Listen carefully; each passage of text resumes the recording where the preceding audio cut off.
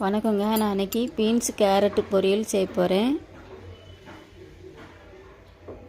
குட்டி குட்டியாக கட் பண்ணிடுவோம் பீன்ஸை.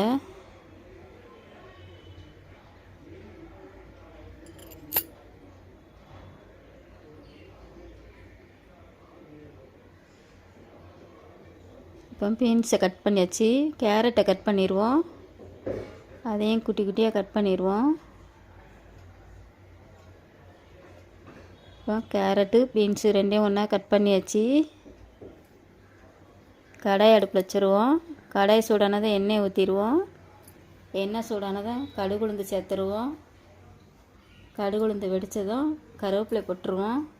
கருவேப்பிலை சவந்ததும் பீன்ஸ் கேரட்டு ஒன்றா தட்டி நல்லா வதக்கி விட்டுருவோம். ஒரு நிமிஷம் அப்படியே கலந்து விட்டுட்டே இருக்கணும்.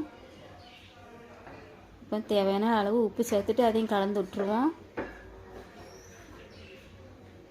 இப்போ மூடி போட்டு ஒரு நிமிஷத்துக்கு ஒரு வாட்டி ஓப்பன் பண்ணி கிண்டி கிளறி விட்டுட்டே இருக்கணும். அப்போ தான் காய் நல்லா வெந்து வரும்.